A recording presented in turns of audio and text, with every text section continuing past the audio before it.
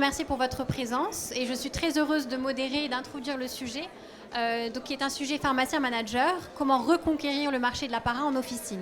Donc c'est un sujet très stratégique qui a été beaucoup demandé par nos amis officinaux et donc on espère couvrir ce sujet et vous donner les clés pour vraiment investir ce secteur de la parapharmacie. Alors, j'ai la chance d'être en compagnie aujourd'hui d'experts dans le domaine. Donc, on a tout d'abord Amin Mansouri, qui est docteur en pharmacie et qui est senior principal Nord-Est chez IQVIA Maroc.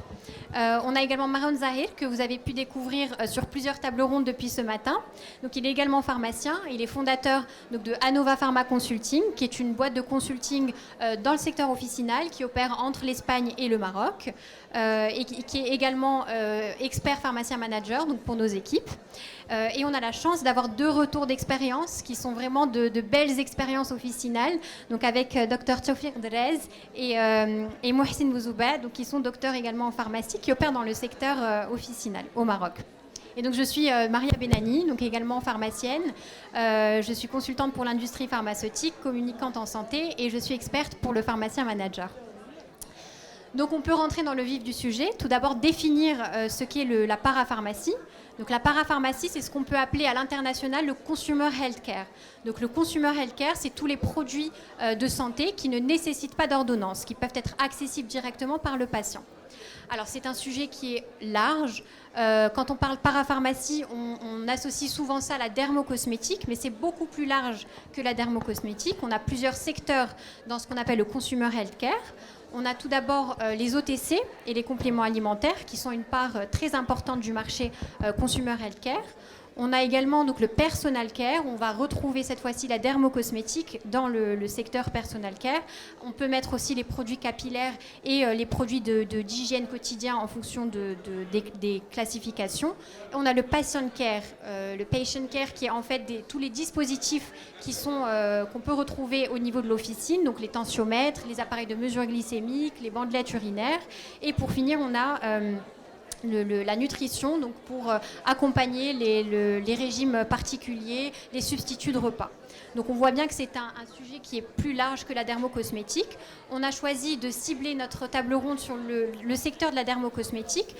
Alors tout simplement, pourquoi on a choisi d'axer cette table ronde sur la dermocosmétique? Parce que l'habitude du patient, du consommateur, vis-à-vis des autres secteurs, donc les OTC, les compléments alimentaires, le patient care, est déjà de se tourner vers son pharmacien. Donc c'est des secteurs où le pharmacien est déjà bien implanté. Et l'image du pharmacien est le premier relais pour ces secteurs-là. Donc la dermocosmétique est un marché porteur dont va nous parler plus en détail Amin Mansouri. C'est très important pour le pharmacien de l'exploiter. Donc on va peut-être faire un rapide tour d'horizon de ce marché au Maroc. Merci Maria, bonjour à toutes et à toutes. Je suis très heureux, très honoré de participer à cette édition d'Officine Plus, d'autant plus pour parler de ce marché qui est de plus en plus important dans notre pays et surtout pour les pharmaciens d'officine. Alors comme tu as dit Maria, peut-être juste refaire une définition de ce marché. Donc, ce qu'on appelle le consumer health, il y a plusieurs catégories. Alors, la première catégorie, ce qu'on appelle le personal care, qu'on peut aussi dénommer dermocosmétique. C'est une catégorie qui va englober tout ce qui est écran solaire, tout ce qui est crème hydratante, tout ce qui est crème anti-âge, tout ce qui est anti-séborique ou anti-acné. Et ça, c'est une catégorie qui est en forte expansion au niveau de notre pays. Alors, comme tu as dit, il y a le personal care. C'est une deuxième catégorie qui va regrouper tout ce qui est tensiomètre, glucomètre, bandelette pour le diabète, etc. Il y a ce qu'on appelle l'OTC, tout ce qui est complément alimentaire, tout ce qui est vitamines, et puis enfin, tout ce qui est nutrition. Alors, IQVIA, en tant que leader des données de santé, tout le monde connaît IQVIA pour les audits et les statistiques de médicaments. Alors, IQVIA, consciente de l'importance de ce segment de parapharmacie, de dermocosmétique, a lancé un audit il y a aujourd'hui 2 ans et demi. Donc aujourd'hui, on couvre un panel qui est très représentatif et surtout représentatif de la dermocosmétique. Alors tout ce qui est personal care, aujourd'hui, comme je disais avant, tout ce qui est crème hydratante, tout ce qui est écran solaire, tout ce qui est crème anti-âge, c'est un marché qui représente quelque chose comme 1 milliard de dirhams, 100 milliards de centimes. Et comme je disais avant, c'est un marché qui est en forte progression. Donc c'est un marché qui a connu une croissance de 21% pour l'année 2022. Alors c'est un marché qui est, on va dire, disputé entre guillemets entre les pharmacies, les parapharmacies, Internet qui commence aujourd'hui à pousser aussi, timidement encore, mais il est là.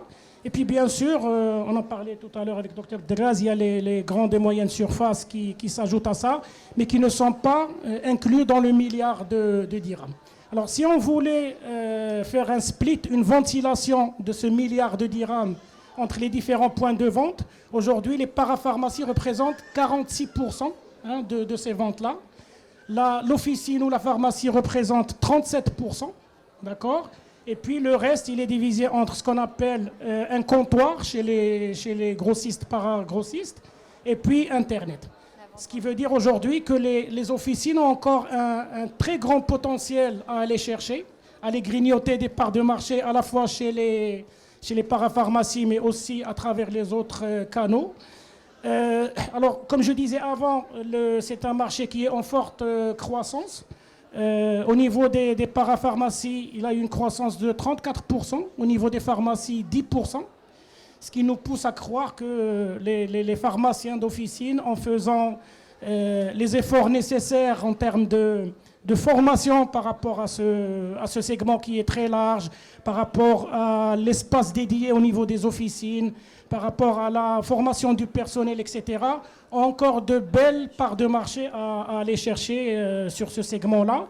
Et peut-être juste finir sur ce tour d'horizon des données, dire sur ce segment, il y a les écrans solaires qui représentent, sur ce milliard de dirhams, les écrans solaires représentent pratiquement 25%. D'accord ? Les écrans solaires, bien sûr, nous, sur les années précédentes, il y avait un effet de saisonnalité qui n'existe pratiquement plus. Aujourd'hui, avec les jours d'ensoleillement, les écrans sont des produits qui marchent pratiquement tous les jours. Par la suite, il y a tout ce qui est produits hydratants, tout court. Et puis en troisième position, tout ce qui est crème anti-âge. Donc ça, c'est les trois catégories qui occupent le haut du pavé.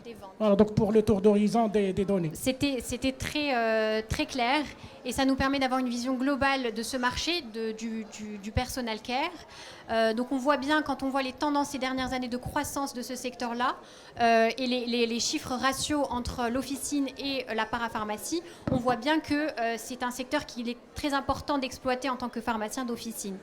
Donc il y a deux types d'arguments qui nous poussent aussi à nous diriger vers ces secteurs-là. Tout d'abord, bien évidemment, l'argument économique. On comprend bien qu'en fait, dans les prochaines années, la tendance sera à la diminution des marges vis-à-vis des médicaments. Donc il faut réussir à faire du chiffre sur d'autres secteurs et à exploiter d'autres secteurs. Quand on voit la croissance de ce marché, on voit que c'est un marché qui peut être porteur également pour l'officine. Et on a aussi un argument éthique.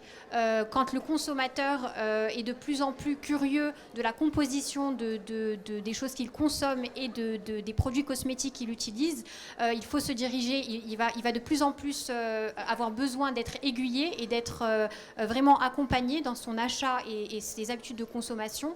Et donc, qui mieux que le pharmacien qui a déjà un bagage scientifique vraiment précieux pour l'accompagner, l'informer et sur des notions de prévention, parce que la dermocosmétique, c'est pas uniquement la beauté, on a aussi des notions de prévention vis-à-vis de pathologies comme les cancers de la peau, peut-être aussi parler de photosensibilisation des médicaments. Donc il y a vraiment un rôle d'information. Le pharmacien a sa place dans le secteur de la dermocosmétique. Donc, je vais laisser la parole à Dr Draz, qui va nous faire un retour de son expérience. Il a beaucoup exploité ce domaine-là au sein de son officine, donc ses conseils nous seront très précieux.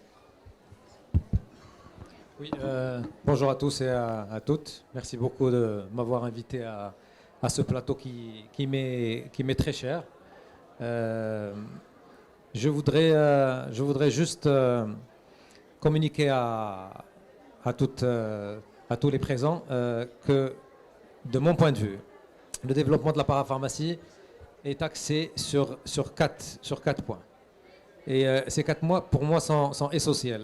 Je remercie Amin Mansouri d'avoir fait cette présentation parce qu'il me permet à moi de sauter le premier point, qui est la pertinence ou pas de développer la para en pharmacie. Parce que les chiffres sont là. Amin l'a très bien souligné. Et j'aimerais juste rajouter à cela que les chiffres avancés par Amin ne concernent pas les produits de parapharmacie qui sont diffusés dans les GMS, à savoir les Marjan, les Carrefour et les grandes surfaces. Et donc ça aussi c'est un marché qui est concurrentiel au nôtre, parce qu'un patient qui va acheter une brosse à dents ou un dentifrice en grande surface, il va forcément ne pas l'acheter chez vous. Et donc il faut tenir compte de ce chiffre d'affaires pour comprendre ce que représente et ce que pèse la parapharmacie au Maroc. Donc la pertinence, j'allais dire, le premier point, j'allais parler du premier point qui est de la pertinence de développer la para ou pas. Je pense que tout le monde ici présent savent pertinemment qu'il n'y a plus à se demander cette question, puisque la para est un secteur qu'il faut aller chercher. Et il n'y a pas meilleur professionnel meilleur secteur pour pouvoir développer ce secteur que les pharmaciens d'officine. On a tout le bagage scientifique, on a le sérieux et on a l'éthique que peut-être les parapharmaciens n'ont pas. Et donc, on est les mieux placés pour aller chercher ce secteur. Maintenant, cette première question me ramène à la deuxième, qui est l'envie ou pas de le faire. Et donc, de la décision du pharmacien d'aller chercher ce secteur ou pas. Et ça, c'est quelque chose qui, pour moi, est irremplaçable. Le secteur est là, l'opportunité, elle est là, mais est-ce que le pharmacien, il est là? Est-ce que le pharmacien a envie d'y aller? Est-ce qu'on a envie de dire, voilà, aujourd'hui, j'ai le médicament, et à côté, il y a la parapharmacie, et effectivement, c'est un secteur qui n'a rien à voir avec le médicament. Nous, on vient d'une gestion monopolistique qui est un petit peu... nous donne un certain privilège, un certain avantage, mais il faut un petit peu se délier et faire un trait sur cette manière de penser. Aujourd'hui, le patient rentre chez vous parce qu'il a besoin d'un médicament et il sait qu'il ne va le trouver qu'en pharmacie. Il va falloir ouvrir les esprits, aller chercher et aller travailler dans un secteur qui est concurrentiel, qui est entrepreneurial et qui est comme tous les autres secteurs à part la pharmacie d'officine médicamenteuse. Et donc, la décision pour moi du pharmacien d'aller vers ce secteur qui a toute la pertinence et qui a le chiffre d'affaires. Le chiffre d'affaires, il est là. Il faut juste que vous alliez le chercher. Est-ce que vous avez envie d'aller le chercher ou pas? Il y a beaucoup de pharmaciens et de pharmaciennes qui aujourd'hui ont décidé de le faire. Et aujourd'hui, je vois de plus en plus d'officines qui sont très bien achalandées, qui font de l'excellent travail et qui ont réussi même à fermer les paras qui sont autour d'elles. Et qu'est-ce qu'elles ont fait? Elles n'ont rien fait de plus que de s'engager dans un secteur, de se former dans ce secteur. Et là, je reviens au troisième point, qui est la formation. Aujourd'hui, on est des pharmaciens d'officine, on est des experts en médicaments, mais on ne l'est pas forcément pour la para. On ne l'est pas pour ce qui va venir, les secteurs porteurs qui sont les compléments alimentaires, beaucoup d'autres secteurs qui sont très intéressants pour nous et qui peuvent éventuellement de l'aromathérapie, du bio, énormément de secteurs qu'on ne connaît pas forcément, mais les laboratoires, ils sont là, ils sont ici présents. Ils peuvent aujourd'hui nous accompagner et nous permettre de nous former. Nous former pas uniquement sur le volet scientifique et le volet maîtrise des produits et du secteur, mais aussi se former aussi dans le volet entrepreneurial, qui est très important. Il faut changer notre manière de gérer les pharmacies. On doit devenir des entrepreneurs. Je sais qu'il y a beaucoup de gens qui disent « Moi, je suis pharmacien d'officine, je ne suis pas un commerçant. » Mais il faut savoir faire du commerce, je suis désolé. On est des pharmaciens d'officine, mais il faut savoir faire du commerce. Si on ne sait pas faire du commerce, si on n'a pas une philosophie entrepreneuriale, on ne pourra pas aller chercher ce secteur. Est-ce difficile? Ce n'est pas difficile, je vous le dis dès maintenant. Ce n'est pas difficile, les formations sont là, il y a EasyCom, il y a le pharmacien manager et tous ces événements qui sont faits à longueur d'année qui nous permettent d'en savoir un peu plus. Il faut aller chercher un peu plus cette manière de gérer son officine comme une entreprise. Après, le quatrième point, qui de mon point de vue est très important, Une fois on aura compris l'intérêt d'aller vers la para, d'avoir pris la décision d'aller chercher ce secteur et de rentrer dans la concurrence dans ce secteur et de s'être formé et d'être devenu l'entrepreneur à succès qu'on va devenir, derrière, il va falloir faire du suivi et de la gestion, tout simplement. Et j'ai la chance, après quand même deux décennies, plus de 2 décennies de travail officinal, d'être aujourd'hui dans cette 4e étape où je fais du suivi, je fais de la recherche de nouveaux produits et je fais de la gestion. Chaque année, j'essaie d'être un peu plus pointu dans ma gestion, d'être un peu plus pointu dans mes achats, d'être un peu plus pointu dans ma vision future. Et je vais rajouter un 5e point qui n'était pas prévu, mais qui est très intéressant. Il faut avoir une vision de ce que vous voulez être dans 5 ans, dans 10 ans, dans 15 ans. D'accord ?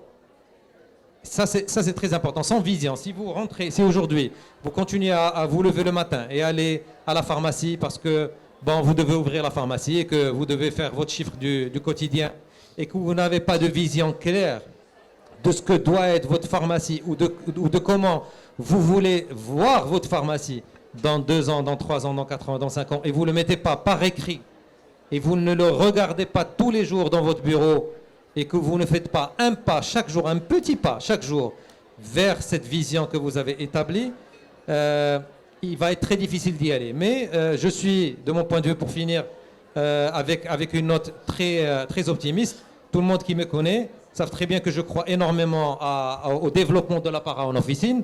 Sinon, je ne serais pas là aujourd'hui. Sinon, je n'aurais pas fait ce que j'ai fait au sein de ma pharmacie. Et sinon, je n'aurais pas encouragé tous les pharmaciens et pharmaciennes que je connais à aller vers ce secteur. Donc, n'hésitez pas, allez-y, faites votre expérience, perdez un peu d'argent sur certaines gammes, gagnez-en dans d'autres, et faites votre expérience et allez chercher ce qui est de votre droit, à savoir la parapharmacie et la cosmétique. Merci beaucoup. Je vous remercie pour cette intervention qui nous donne beaucoup de motivation à exploiter ce secteur de la parapharmacie. Alors, en préparant cette table ronde, on a bien évidemment mis en valeur l'importance de ce secteur et on a aussi réfléchi aux freins éventuels qu'on peut rencontrer sur le terrain et que peuvent rencontrer les pharmaciens. Nous sommes aussi pharmaciens nous-mêmes, donc c'est des choses qu'on comprend et qu'on vit aussi pour la plupart au quotidien. Et donc, dans ces freins, on peut avoir le prix. Donc, on est très attendu sur notre politique de prix. C'est une discussion qui revient très souvent quand on parle de secteur de dermocosmétique, de concurrence qui est de plus en plus difficile avec des acteurs qu'on a abordés tout à l'heure, donc les parapharmacies, les ventes directes en ligne, les grandes surfaces aussi maintenant. Le manque aussi de formation, parce que pour pouvoir bien conseiller, il faut bien connaître ses produits, avoir une formation en dermocosmétique. Donc le pharmacien a déjà un terrain de connaissances qui est propice pour cette formation-là, mais il faut continuer à se former. Et des problématiques de gestion de stock. Donc bien entendu, c'est des produits qu'il faut suivre, dont il faut suivre la péremption et voilà, assurer un roulement de stock qui soit efficace. Donc là, je vais laisser la parole à Marwan Zahir, qui va nous donner un petit peu les clés de ce secteur. Alors, moi, je vais vous donner les clés surtout pour ceux qui ont un peu délaissé la parapharmacie et qui disent aujourd'hui, comme l'a dit mon collègue, j'ai des paras, j'ai des concurrents, je suis un peu démotivé parce qu'ils ont des meilleurs prix, j'arrive pas à m'aligner sur les prix. Le prix, c'est en général le premier frein que vous, pharmaciens, vous mettez. Quand je dis vous, c'est pas négatif, mais c'est quand on extrapole dans d'autres secteurs, le prix n'est pas forcément un problème. Je comprends que les parapharmacies cassent les prix et donc du coup vous obligent à tirer les prix vers le bas. Mais avant de pouvoir voir qu'est-ce que je dois faire pour reconquérir la parapharmacie, je dois passer par des études. Une étude économique pour voir des nouvelles implantations, des nouvelles réorganisations de la pharmacie. Dans une table en ronde, avant, il y avait un collègue qui avait sa pharmacie à Rabat qui avait dit qu'il avait complètement ouvert la pharmacie. Donc, il avait fait le choix de l'investissement de rénover sa pharmacie. Donc, il y a 2 études que vous devez mener. L'étude économique, voir si la pharmacie a les reins pour pouvoir faire des travaux d'aménagement, pour moderniser, pour attirer. Ça a été démontré dans plusieurs études, dans peu importe le pays. Quand une pharmacie fait des travaux d'embellissement, de ravalement de façade, changement un peu d'image et de modernisation du matériel, du comptoir, les clients sont curieux, ils reviennent. Donc du coup, à ce moment-là, quand je les fais revenir parce qu'il y a une nouvelle disposition de la pharmacie, ils vont voir les nouveautés que j'ai apportées. Et les clients sont friands de nouveautés. Mais je ne peux pas introduire sans avoir consulté, entre guillemets, mes comptes. Donc, une étude économique pour voir si j'ai les moyens de faire des travaux. Ce n'est pas forcément obligatoire, je ne connais pas toutes les pharmacies. Et voir les introductions. Vous savez très bien que les laboratoires de parapharmacie, surtout de dermocosmétiques, vont vous obliger, entre guillemets, à faire une commande minimale de la marque pour qu'il y ait une présence. Parce qu'eux aussi sont intéressés qu'il n'y ait pas 4 produits perdus en dessous, sinon qu'il y ait des linéaires de leurs produits. Ça, c'est la stratégie des laboratoires. Donc du coup, si moi je veux travailler ces produits-là, il faut que je fasse des introductions. C'est ce qu'on appelle l'introduction. Et pour ça, je dois voir si j'ai l'argent pour pouvoir faire ces introductions, sachant qu'une introduction, à la différence des réassorts, ne va pas se vendre dans le délai que le laboratoire m'oblige à payer la facture. S'il le donne. Deuxièmement, il y a une étude de marché. Et cette étude de marché, quasiment personne ne l'a fait. Et c'est du basique. Beaucoup d'entre vous, je le sais par mes clients, tant en Espagne comme en France comme au Maroc, ils ne vont pas voir les pharmacies d'à côté, ils ne vont pas voir les parapharmacies. Juste ils savent qu'il y a une pharmacie là et une pharmacie là, que le titulaire s'appelle un tel, mais ils ne savent pas ce qu'ils ont. Moi, pour des pharmacies au Maroc, quand j'ai commencé avec eux, je leur ai dit, bon, comme moi, ils ne me connaissent pas, je vais aller les voir. Et donc, mes clients n'ont pas fait ce travail d'inspection de ses concurrents. Pourquoi? Parce que la stratégie passe par l'étude de mes concurrents. Voir quels produits ils travaillent, avec quel prix ils le travaillent et quels produits ne travaillent pas. Justement, mon collègue a parlé de l'aromathérapie. L'aromathérapie, vous êtes très peu à la travailler, entre guillemets, correctement, par manque de formation. Et on va revenir après sur la formation. Mais les produits, les niches qui vont vous différencier, vont d'un côté attirer les clients. Et je ne parle pas de niche. Quand on appelle une niche, c'est quelque chose qui a déjà une demande. Ce n'est pas moi qui crée la demande. Par exemple, le marché de l'aromathérapie au niveau international, c'est 5 milliards de dollars. Donc il y a un marché. Et ici, dans le bassin méditerranéen, le marché est très porteur. Il faut savoir que c'est le deuxième marché, le bassin méditerranéen, après les États-Unis. Donc on est sur un marché très porteur de l'aromathérapie. Donc, étudier mes concurrents. Donc une étude économique et une étude de marché. Aussi, connaître ma démographie. Ce n'est pas la même chose si je suis une pharmacie dans un quartier nouveau. Donc, dit nouveau, nouvelle construction, nouvelle famille. Donc, je vais plus m'orienter peut-être sur de la parapharmacie de bébés, d'enfants. Alors que si je suis dans un quartier vieillissant, peut-être que donc, je vais devoir travailler plus de l'anti-âge, que du bébé, pas parce qu'il n'y en a plus. Et aussi me retourner sur de la parapharmacie, ce qu'on appelle plus de l'accompagnement de qualité de vie, de l'orthopédie, des produits de prothèses. Par exemple, tout ce qui est bucco-dentaire, mais pour les prothèses dentaires, on n'y pense pas. Et c'est de la grande consommation. Ça, il y a beaucoup d'argent à se faire en étudiant qui vit dans mon quartier. Okay? Cette stratégie, une fois que j'ai la visibilité économique et la visibilité de ce que font mes concurrents et qui vit autour de moi, il faut que je mette une stratégie en place. Cette stratégie, premièrement, je dois optimiser mon stock. Voir les produits qui sont en stock dormant, c'est-à-dire qu'ils ne bougent pas. Pourquoi ils ne bougent pas? Peut-être que cette marque, je dois m'en débarrasser parce que je ne suis pas concurrentiel, c'est trop compliqué, la personne qui avait introduit la marque avant moi n'avait pas fait cette étude et résultat, le pouvoir d'achat dans mon quartier ne me permet pas de vendre telle ou telle marque. Donc, je fais en ce qu'on appelle de nettoyage de stock, mais je ne jette pas, je vends, mais à certaines conditions. Une fois que j'ai nettoyé mon stock, je passe à la deuxième étape qui est la réintroduction. Je vais chercher les marques, une marque qui m'appuie, qui va m'aider, une marque qui va me différencier dans mon environnement et surtout une marque qui va accompagner le pharmacien, pas seulement dans le produit, sinon dans l'accompagnement, les formations, le matériel marketing, etc., etc. Troisième point, et c'est très important, on en a parlé dans la première table ronde, avec ma collègue que je vois au premier rang, la formation. La formation en continu. Et le mot en continu a tout son poids. Ça veut dire que ce n'est pas une formation, un jour on nous forme sur les solaires et hop, au revoir. Non. Tous les mois, tous les 2 mois, il faut faire des mises à jour, il faut faire des formations thématiques. Surtout quand on veut travailler la parapharmacie. La parapharmacie, la dermocosmétique qui vous intéresse le plus, c'est un monde à part. Il y a même une profession, le dermatologue, qui est une profession à part. Donc du coup, je dois bien me former, par exemple, sur les traitements des taches, me former sur l'hydratation corporelle, me former sur, par exemple, les problèmes d'eczéma, me former sur les problèmes, par exemple, dernièrement, à mes clients, je leur ai donné une formation sur les maladies de la peau, et on a fait ça en 3 étapes. Une étape des maladies de la peau causées par des pathogènes, virus, bactéries, champignons. Une autre formation qu'on a fait provoquée par des produits chimiques ou mécaniques, donc les détergents, les allergies, etc. Et une 3e partie qui est responsable du vieillissement. Donc c'est vraiment 3 formations différentes et ça nous a pris 3 visites, 3 mois étalés pour faire ces formations. Donc il faut vraiment investir dans la formation continue pour que mes collaborateurs sachent comment recommander et comment fermer la vente avec le meilleur conseil. Parce qu'il n'y a pas que vendre le produit, il faut l'accompagner du conseil. C'est le conseil, et je répète encore l'effet blouse blanche, qui va refaire venir le client à la pharmacie. La fidélisation. On parle beaucoup de fidélisation, de programme de fidélité. La meilleure fidélisation, c'est que le client soit content. Aïda nous le disait là, avant dans la table des marketing digital, les clients disent « Ah, j'ai appliqué ton conseil, ça a marché » et il y a un retour vers elle.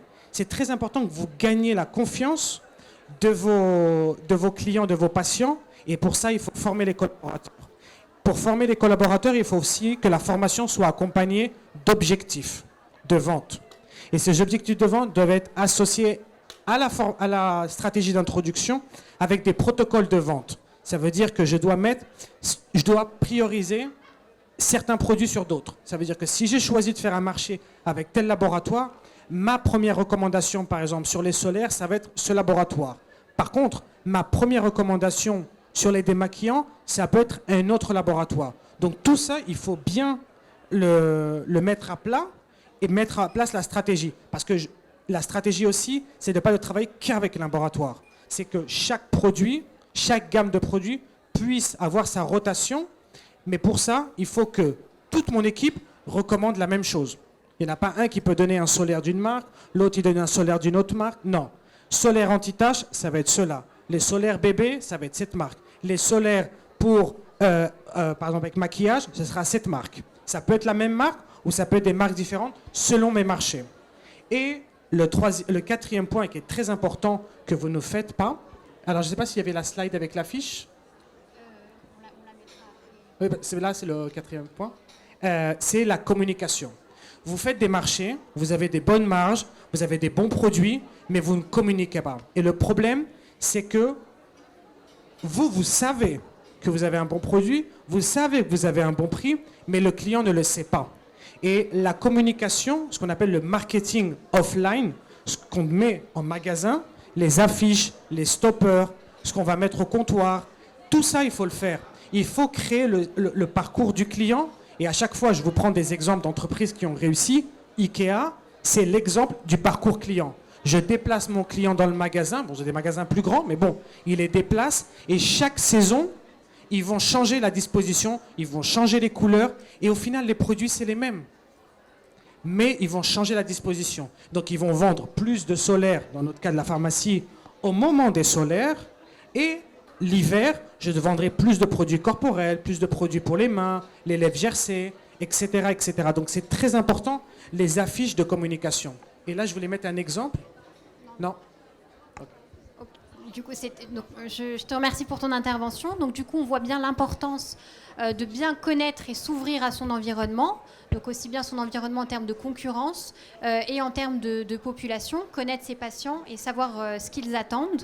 Afin de bien positionner ses prix et de sélectionner les gammes qui sont aussi intéressantes. Et donc, on va laisser la parole pour conclure cette table ronde au Dr Bouzoubas pour son retour d'expérience. Bonjour tout le monde. Écoutez, comme mes confrères, je suis très content d'être là. Et puis, je suis très content d'avoir la parole aujourd'hui pour m'exprimer, pour raconter un peu mon historique ou mon histoire. Alors, écoutez, moi, je suis pharmacien comme vous. Ça fait 20 ans que j'ai décidé de changer complètement ma pharmacie et de la transformer en espace parapharmacie. Donc, dans le temps, il n'y en avait pas beaucoup au Maroc. Donc il y avait un peu Pharmacie Vita, il y avait 2 ou 3 sur Casablanca qui avaient commencé ce changement, cette mutation au niveau de leur pharmacie. C'était un choix, mais c'était aussi un sacrifice. Donc aujourd'hui, c'est ça la problématique. Nous, on veut réussir, mais on ne veut pas de sacrifice. Moi, quand j'ai décidé de changer, de muter ma pharmacie, mon père, Allah yarhamou, il venait juste de m'offrir la pharmacie. Donc de m'aider pour la pharmacie, et c'est lui qui avait choisi les meubles. Donc il avait choisi des meubles traditionnels comme toutes les pharmacies, un grand comptoir en bois, des étagères en bois et tout. Donc au bout de quelques mois, il avait payé dans le temps, ça fait plus que 20 ans, j'ai ouvert en 98. Pour vous situer, il avait payé à peu près 200 000 dirhams de bois. D'accord? Pour vous imaginer dans le temps, il y avait 20 ans. Alors moi je suis venu, j'ai regardé à droite et à gauche, mon père est parti en voyage, j'ai appelé Wahsid Joteya, قلت له واش تشري شي عود؟ قال لي oui, بشحال؟ عطاني فيه 10 000 dirhams. 10 000 dirhams. بعت la pharmacie كلها ب 10 000 dirhams. Bleu comptoir, bla caisse. Exactement. Mais ماشي خسارة, بالعكس, au contraire, je vais vous dire. J'ai fait ce sacrifice parce que j'étais sûr et certain que ça allait avoir un impact sur ma vie, sur ma pharmacie et sur mon avenir. Donc au bout de 6 mois, au bout du premier mois déjà, j'ai changé ma pharmacie. Toute la transformation a été sans arrêter de travailler. J'ai muté ma pharmacie sans arrêter de travailler. Et pour être honnête avec vous, moi, tous les gens qui m'ont posé la question, je leur ai répondu que j'ai doublé de chiffre d'affaires au bout de 1 mois de changement, de mutation de ma pharmacie. Donc, j'ai complètement ouvert ma pharmacie, j'ai développé un espace parapharmacie. Les gens avaient la possibilité d'acheter, d'avoir la liberté de toucher, de prendre. C'est vrai que ça implique toute une gymnastique de gestion, mais le résultat, nous, on est tous là pour chercher le résultat. Au bout d'1 mois de travail, j'ai doublé le chiffre d'affaires de ma pharmacie. Et pour être honnête avec vous, le chiffre d'affaires a augmenté au fur et à mesure. Donc, mais si il a augmenté au bout de 1 mois et après j'ai stagné, non, j'ai augmenté au fur et à mesure mon chiffre d'affaires. Peut-être que j'ai doublé, j'ai triplé mon chiffre d'affaires au bout de 2 ans de travail. Pourquoi je vous raconte tout ça? Pour vous dire que la parapharmacie a son impact sur le chiffre d'affaires du pharmacien. Maintenant, aujourd'hui, dans les gens qui sont là autour de nous, il y a des amis à moi qui, ça fait 10 ans, 15 ans, on en avait parlé et qui voulaient changer, développer de la parapharmacie. Aujourd'hui, en rentrant ici, je les ai rencontrés, un clin d'œil pour mes amis, qui veulent toujours encore commencer la parapharmacie. Ça fait 15 ans qu'on a parlé de ça. Et aujourd'hui, on en parle toujours, mais ils n'ont jamais fait le pas. Et malheureusement, c'est ça le problème. Il faut faire le pas. Il faut commencer, il faut oser, il faut aller de l'avant et il faut faire de la parapharmacie. Maintenant, pour qu'on soit pratique, la parapharmacie c'est très bien, mais aujourd'hui on a un grand problème dans nos pharmacies, c'est l'espace. Aujourd'hui, pourquoi on n'arrive pas à nous comparer aux parapharmacies? Tout le monde parle de la parapharmacie. La parapharmacie, c'est un espace dédié à la parapharmacie. C'est des grands espaces, agréables, sympas, bien aménagés, bien achalandés. Le client, quand il rentre, il se retrouve. Nous, dans nos pharmacies, malheureusement, on a un problème de place. Très bien. Mziane, vous avez absolument raison, on a un problème d'espace. Mais qu'est-ce qu'on a fait pour régler le problème de l'espace? Mais on n'a rien fait. Chacun de nous a un historique. Chacun de nous a au moins 10 ans, 15 ans, 20 ans d'ancienneté. Au bout de 20 ans, personne de nous n'a osé acheter un local à côté et à ouvrir une parapharmacie. Je suis désolé. Tout le monde, je vais vous dire, tout le monde a eu aujourd'hui, toutes les pharmacies qui marchent ont eu une parapharmacie qui est ouverte en phase 2. Très bien. Maintenant, est-ce qu'on va critiquer la parapharmacie qui est ouverte, la personne qui a ouvert la parapharmacie, ou le pharmacien qui n'a pas l'effort d'aller vers l'investissement? Écoutez, dans chaque chose, si vous voulez évoluer dans la vie, il faut investir. Il n'y a rien sans rien. On investit, on prend des sacrifices. Et on prend des risques. On ne prend pas de risques, il n'y a rien dans la vie. D'accord? Maintenant, très bien. Donc, on arrive à l'étape de la pharmacie, elle est petite, et malheureusement, on n'a pas la possibilité de tout avoir. Alors, très bien. Pour qu'on soit très pratique, parce que la pratique est la importante. Maintenant, la théorie, c'est bien. Mais avant d'arriver à la théorie, il faut déjà voir si cette théorie, elle est en pratique, on peut la pratiquer dans nos officines. On a un problème d'espace, très bien. Mais on a un problème, avant d'aller au problème d'espace, en parlant de la cosmétique, est-ce qu'on doit la faire ou est-ce qu'on ne doit pas la faire? D'après moi, il faut obligatoirement l'avoir, cette parapharmacie. Donc, il y en a 5 concernés que moi. Maintenant, c'est mon avis personnel. La parapharmacie, elle est importante. Pourquoi? On va arriver à l'espace. La pharmacie, elle est importante parce que depuis des années, on est en train de vivre tous une baisse des prix. La marge des notaht. Le pharmacien qui faisait 5 millions de dirhams de chiffre d'affaires, aujourd'hui, il doit avoir 3 millions de dirhams de chiffre d'affaires. Vous allez me dire pourquoi? Parce que les prix ont baissé, la marge n'a pas augmenté, les charges sont restées les mêmes, et nous, on n'a rien fait Ah ouais, et les charges ont augmenté. Mais nous, on n'a rien fait pour nous retrouver, pour tomber sur nos pieds. Parce que comme vous savez tous, nous, on ne peut pas augmenter le nombre de visites dans nos pharmacies. Malheureusement, nos clients, c'est nos clients. Et chacun de nous, s'il faut, vous faites les comptes, une moyenne du nombre de personnes qui rentrent chez vous dans vos officines, vous allez tomber pratiquement sur la même moyenne. Vous allez tomber sur, on va dire, 40, 50, 60 en fonction de la pharmacie. Très bien. Le nombre de personnes qui rentrent chez vous. Est-ce que vous pouvez augmenter, qu'est-ce que vous pouvez faire pour augmenter votre chiffre d'affaires? C'est augmenter le panier moyen. Vous ne pouvez pas augmenter le nombre de clients parce que vous ne pouvez pas afficher, ni faire de la publicité dans vos officines, vos officines. Tout ce que vous pouvez faire, c'est qu'une personne atterrit dans votre officine, que vous essayez de travailler sur le panier moyen. Aujourd'hui, le panier moyen d'une pharmacie, vous le savez, je crois tous, il tourne sur les 100 dirhams. 100 dirhams par client qui rentre à la pharmacie. Mzien. 100 dirhams. Si vous multipliez 100 dirhams par 30 ou 40 clients, vous tombez sur une moyenne de 3000 dirhams. C'est la moyenne de la pharmacie au Maroc. Mais aujourd'hui, le but de notre Kemlin, c'est qu'on essaye d'aller vers le développement du panier moyen. Parce que c'est ce panier moyen aujourd'hui qui est trop bas. Normalement, le panier moyen devrait être aux alentours de 300 dirhams. On peut garder le même nombre de clients, mais on peut multiplier par 2 ou par 3 le chiffre d'affaires de sa pharmacie en allant vers l'achat ou la vente additionnelle. La vente additionnelle ne peut pas se faire si on n'a pas autre chose à vendre dans nos pharmacies, à part les médicaments, et je suis désolé. Mais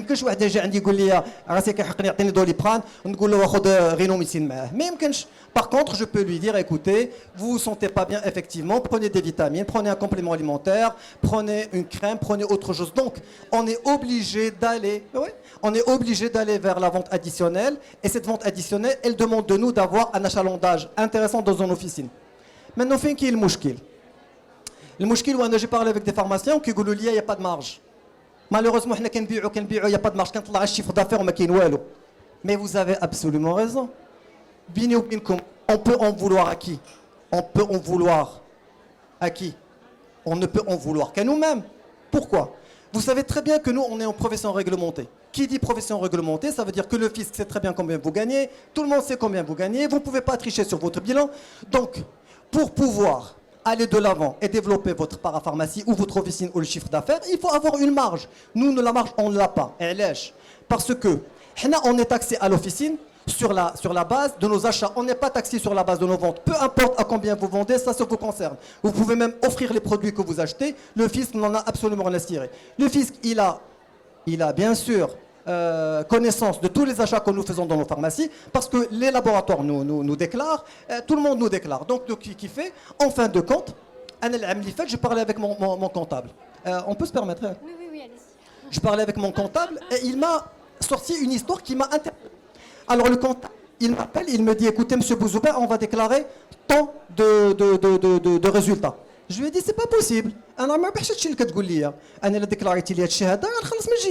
Qu'est-ce qu'il me répond? Vous avez deux choix. Soit déclarer ce que je vous dis, soit vous allez être contrôlé. Mais qu'aujourd'hui, nous, on est contrôlé sur la base de ce que nous achetons. Et le fisc, il nous donne déjà une base. On a négocié avec le fisc, il la marge d'Yanna. Donc, quand on fait des remises, ou là, par exemple, quand on achète, mais c'est pas ça le plus grave, je vais vous dire. Le plus grave, d'après moi, d'après mon expérience, c'est que nous acceptons de vendre des produits dans une officine dans lesquels on n'a pas de marge. D'accord, vous allez me dire, on a des remises mais non, je suis désolé. Dans vos officines, vous êtes maître des lieux. Personne ne peut venir dans vos officines pour apprendre votre métier. C'est votre argent que vous mettez dans votre poche. Quand moi, je vais acheter une marque, entre parenthèses, sans rentrer dans les détails, parce qu'on n'est pas là pour parler des marques, parce que moi, je respecte bien sûr toutes les marques. Il y a des marques aujourd'hui, quand on achète, il a indiqué une marge de 13%, ou là de 14%, ou là de 15%. Vous imaginez quand vous achetez une marque à 15%. Est-ce que vous croyez que vous gagnez de l'argent? Parce que si vous voulez la vendre, vous allez vous aligner sur le PPH. Donc aujourd'hui, le fisc, lui, il calcule votre marge sur la base de 33%. Mais vous n'achetez qu'à 15%. C'est pas le 15%. Quand vous reprenez les 15%, vous calculez le brut et le net. Vous tournez sur de 2%, du 3%. Donc vous achetez vous travaillez pour le laboratoire, vous ne travaillez pas pour vos officines. Est-ce que vous me comprenez? Donc aujourd'hui, l'espace. On n'a pas voulu développer nos espaces. On n'a pas la possibilité de développer l'espace. Le peu d'espace qu'on a, on doit l'utiliser correctement. C'est-à-dire, on dit achat des descentes. Achat des descentes de ma pharmacie. Je suis le maître de l'espace, le maître des lieux. Je vais choisir entre toutes les marques disponibles, 10 marques, mais 40 marques, comme il a bien expliqué notre ami, on ne peut pas avoir des petites marques éparpillées parce que l'effet de marque n'y est pas. Tous les laboratoires veulent avoir leurs marques disponibles. Et du coup, on travaille sur des marques qu'on choisit nous-mêmes, on développe ces marques dans nos officines, et on gagne notre vie. Donc, on gagne à l'achat, on ne gagne pas à la vente. On vend tous au PPH. Mais à savoir à combien on achète. Qui est des pharmaciens qui achètent à 30%, qui achètent à 20%, qui achètent à 15%. Mais malheureusement, on vend tous à 33% ou à 30% de remise pour nous aligner sur le PPH. Mais en fin de compte, sur vos bilans, on ne vous déclare pas à combien vous vendez, on vous déclare ce que vous avez acheté et combien vous avez gagné virtuellement, sur lequel vous allez payer vos impôts. Donc là, on veut bien développer la parapharmacie, mais on veut aussi gagner de l'argent dans cette parapharmacie. Est-ce que le message est bien clair? Donc, pourquoi je veux vous dire ça? Parce que moi, aujourd'hui, en dehors de la pharmacie, j'ai fait de la parapharmacie et j'ai développé de la distribution. Donc, j'imagine qu'il y a quelques amis ici, quelques gens qui me connaissent. Donc, j'ai une société de distribution de parapharmacie. Je vais vous dire, avec toute transparence du monde, quand on décide d'importer de la parapharmacie, on prend le prix avec lequel le laboratoire veut bien nous vendre, on calcule la structure de prix. Sur la structure de prix, qu'est-ce qu'on calcule? On calcule notre marge, on calcule bien sûr le prix du transport, la TVA et tout ce qui en suit. On calcule la marge du pharmacien, la marge du grossiste, pour arriver au prix final avec lequel on doit vendre au client final. Très bien. Est-ce que vous trouvez logique qu'un laboratoire aujourd'hui, quand il fait la calcul de sa structure de prix, il ne prend pas en considération la marge du pharmacien? La marge du pharmacien, c'est une marge qui est réglementée, réglementaire. Malheureusement, on n'a pas le droit de vendre comme on veut, au prix qu'on veut. Donc normalement, la chose sur laquelle on doit être solidaire, c'est de préserver notre marge. Maintenant, il y a beaucoup de gens. Oui. Donc nous, aujourd'hui, une marque. وعندي عندنا لابوراتوار يقول لي الله يخليك بغيت نبيع لك البون كوموند عندك فيها 14% ولا 15 ولا 18%. نقول له واش انا عندي نبيع لك انا ب 33% انت كتبيع لي 18%. ما يمكنش. On doit trouver des solutions avec les laboratoires aujourd'hui pour prendre en considération nos marges. Nos marges sont piétinées. On travaille pour rien. Vous travaillez pour rien du tout. Est-ce que vous vous rendez compte? Maintenant aujourd'hui, si on veut réellement redonner un peu de brillant à nos officines, il faut déjà donner un peu de brillant à nos poches parce qu'on ne gagne rien dans nos poches. Nos officines ne sont pas rentables. D'accord? Et quand on veut vendre de la parapharmacie, on se rend compte qu'il y a de la perte, qu'il y a du périmé, qu'il y a du vol et que finalement, dans l'absolu, on fait marche arrière et personne ne veut faire le pas. Parce que tout le monde a peur de faire le pas. Mais malheureusement, le vouloir de faire le pas, il est simple, il faut le vouloir, mais il faut réfléchir. Mais si on a une parapharmacie, n'importe quel produit, et je vais essayer de le développer. Non, je dois choisir les laboratoires avec lesquels je vais travailler, les emplacements. Bien sûr, il faut faire tout ce qu'il faut, les formations, les trucs, les machins. C'est tout un ensemble de choses. Mais il faut un bon vouloir. Ça implique du temps. Ça implique de l'investissement, mais je vous assure, et croyez-moi sur parole, que c'est rentable, que c'est honorable, que c'est notre métier qu'on est en train de perdre parce qu'on ne veut pas faire l'effort. Donc la parapharmacie, partout dans le monde, pour qu'on soit clair. Aujourd'hui, on suit l'exemple des Européens avec une dizaine d'années ou une quinzaine d'années de retard. La parapharmacie, il s'est bien développé en Europe, mais comme vous voyez aujourd'hui, mais la parapharmacie aujourd'hui, en Europe, elle est en train de mourir. La parapharmacie, elle revient à la pharmacie. La parapharmacie revient à la pharmacie. Tôt ou tard, la parapharmacie reviendra à la pharmacie. Il faut juste que le pharmacien se réveille et veuille bien travailler. Alors, bon, écoutez, la discussion elle est trop longue, donc on peut pas en parler pendant des jours, parce qu'il y a tellement de choses à dire. La seule chose que je voulais aujourd'hui, c'est de faire transmettre l'information aux gens qui sont là, parce que je suis sûr et certain que tous les gens qui sont là, le sujet les intéresse, les interpelle, ils sont hésitants, faire ou ne pas faire. Foncez, ne réfléchissez même pas. Tout le monde doit développer la parapharmacie. Tout le monde, vous parliez de la parapharmacie en ligne. Mais qui vous empêche de faire de la parapharmacie en ligne? Qui nous empêche aujourd'hui? Moi, j'ai une parapharmacie en ligne. Pourquoi vous ne le faites pas? Mais il faut le faire. Ça implique aussi du travail, de l'implication, d'embaucher des gens. Mais il faut le faire. Il faut le faire. En France, la parapharmacie en ligne est strictement réservée aux pharmaciens. Au Maroc, tout le monde peut le faire. On aurait pu éventuellement nous rassembler en tant que pharmaciens et trouver le moyen pour que cette spécialisation revienne aux pharmacies comme partout dans le monde. De toutes les manières. Je pense que j'ai pris trop la parole. Je vous remercie pour votre intervention. Vraiment. Donc on voit bien qu'il y a vraiment beaucoup d'opportunités, que c'est un marché en forte croissance au Maroc et que ça ouvre à des possibilités et que le pharmacien doit prendre cette place-là, que chaque frein peut donner lieu à un accompagnement et à des clés et donc on peut faire sauter ces freins pour vraiment exploiter ce domaine-là en officine. Je vais vous laisser peut-être la parole si vous avez des questions rapidement, quelques questions. Merci à mes chers intervenants et ils nous ont éclairci sur pas mal de choses. Bon, il y a beaucoup de choses qui ont été dites, il y a beaucoup du vrai dans ce qui a été dit, il y a beaucoup de faux dans ce qui a été dit. Donc j'apporte mon édifice ma pierre à l'édifice. Pour la parapharmacie, bon, ben, pratico-pratique, il faut vraiment, comment dirais-je, il faut d'abord commencer par l'habillage vitrine. 1. Faire de le merchandising. 2. Accompagnement les employés. Numéro 3. Acheter à l'origine. Numéro 4. Le faire du réassort et des produits qui sortent. Numéro 4. Faire éventuellement une étude, une veille concurrentielle pour voir ce qui sort de ce qui ne sort pas. Ça, c'est une question de très, très importante. Alors, pour les gens qui disent que on est taxé sur les achats, c'est archi faux. On est taxé sur les ventes. On n'est pas taxé sur les achats. Pourquoi? Parce que, bon, le législateur nous demande de faire, comment dirais-je, de garder les tickets de caisse. Donc, et la marge de l'apparat est libre. Donc, je peux faire des remises et je me base sur mon chiffre d'affaires réel. Et surtout pour les gens qui déclarent la TVA. Numéro 2, c'est que j'ai entendu dire aussi, il y a une contre-vérité qui a été dite, j'essaie de m'en souvenir, concernant.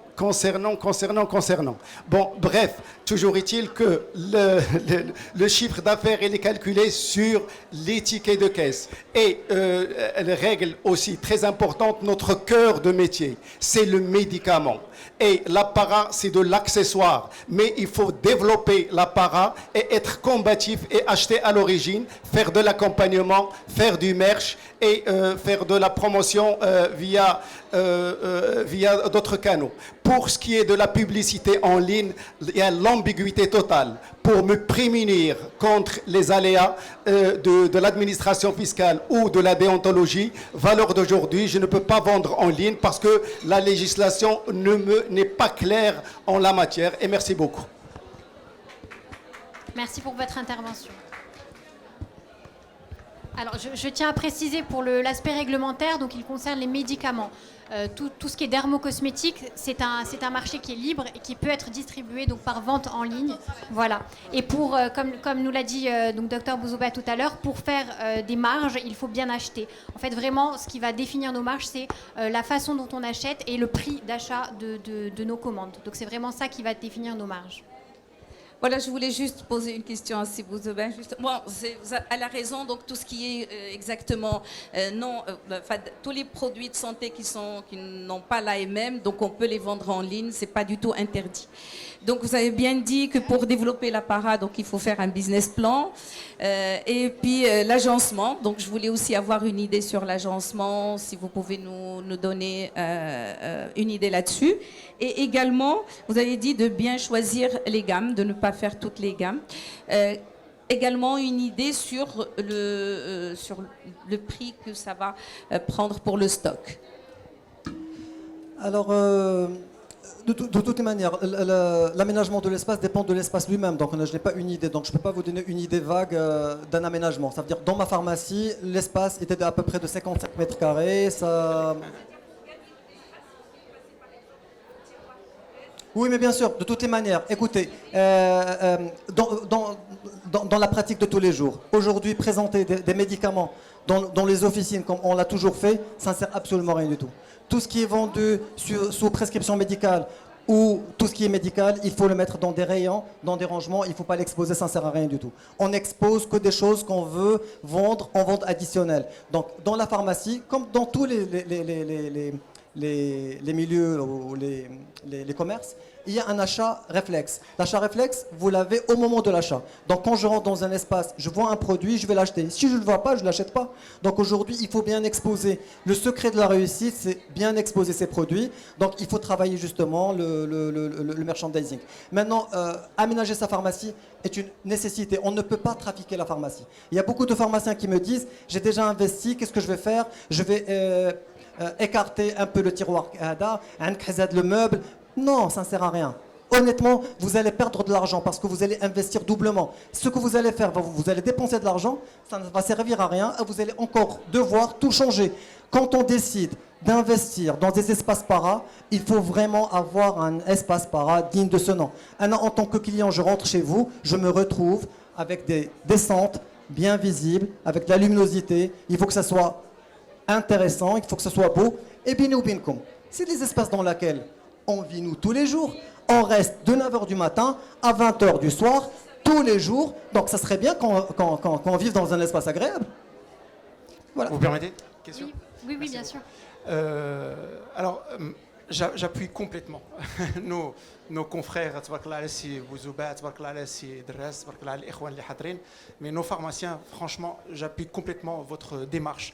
Au-delà de l'aspect pécunier, de ce qu'on va gagner financièrement, il y a aussi cette obligation que le pharmacien se positionne, réapparaisse dans la société pour renforcer sa position. Pourquoi? Parce que notre métier, notre profession, elle est menacée. Ça a été déclaré. En ce moment même, nos centrales syndicales sont en train de négocier à couteau tiré avec l'administration pour essayer de rétablir, de ramener vers nous beaucoup de points, que ce soit le stérile, que ce soit le dermocosmétique, que ce soit le vétérinaire, que ce soit.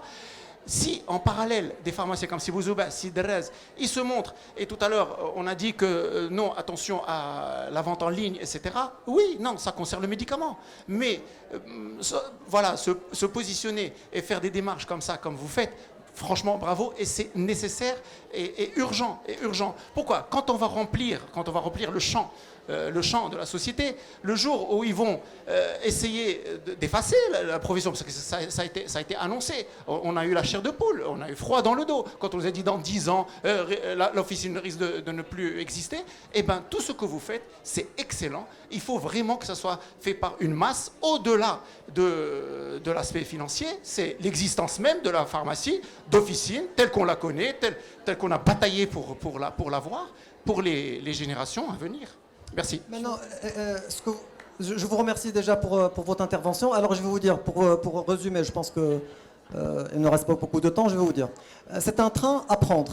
Soit on le prend ou on ne le prend pas. Ce que je vais vous dire, c'est que soit vous vous développez dans vos officines et vous vous agrandissez et vos officines vont persister dans le temps, ou vos officines vont disparaître. Parce qu'aujourd'hui, avec les marges qu'on a, avec les baisses des prix, si ça continue comme ça et qu'on ne fait rien du tout pour nos officines, on va finir par être étouffé. Donc, malheureusement, qu'est-ce qui va se passer? Donc, je vais vous résumer le topo, c'est un peu noir. Les grandes pharmacies vont rester et vont encore s'agrandir, et les petites pharmacies vont disparaître, hein, pour qu'on soit clair. Donc, il faut être honnête. On ne va plus aujourd'hui se cacher ou se dire, nous, on est tous des pharmaciens, on doit s'entraider, ou les petites pharmacies, on doit les aider. Oui, mais comment? Comment tu vas les aider, ces petites pharmacies? Aujourd'hui, il a qu'à la petite pharmacie ne fait rien pour elle. Qu'est-ce que moi je peux faire pour elle? Aujourd'hui, toutes les pharmacies, et il n'y a pas de petites et grandes pharmacies, pour qu'on soit clair. Il y a des pharmaciens qui travaillent, des pharmaciens qui ne travaillent pas, pour qu'on soit clair. Même pas l'emplacement. Il y a des pharmacies dans des emplacements pas très visibles et qui font des chiffres d'affaires 2-3 fois mieux que des pharmacies qui sont sur des grandes artères mais qui ne sont pas bien gérées. D'accord? Donc aujourd'hui, la dernière chose que je vais vous dire aujourd'hui, c'est que impliquez-vous dans vos officines, développez vos officines, ou vous allez perdre vos officines, tout simplement. Excusez-moi pour... Merci pour cette intervention. Donc, en fait, c'est très important de rappeler que ce qui fait la différence entre une officine et une autre, c'est vraiment les clés, la vision stratégique et l'accompagnement aussi qu'on a. C'est le rôle du pharmacien manager. Toutes les tables rondes et les ateliers qui ont eu lieu aujourd'hui sont disponibles donc, sur le site Pharmacien Manager. Vous vous pourrez les revoir, ce que vous avez manqué ou ce qui est intéressant. Et on a également un événement à venir, donc le 13 juin. On va communiquer avec des flyers qu'on va vous distribuer tout de suite. Donc il y aura lieu au Technoparc pour lancer un cycle de formation, donc pour accompagner le pharmacien dans son métier et sauver la profession et vraiment que ce métier reprenne ses lettres de noblesse. On est tous fiers d'être pharmaciens et il faut que ça reste le cas. Je vous remercie, je remercie tout le monde, tous les intervenants aujourd'hui, Dr Dress qui a dû nous quitter pour des engagements, et je vous remercie pour votre présence.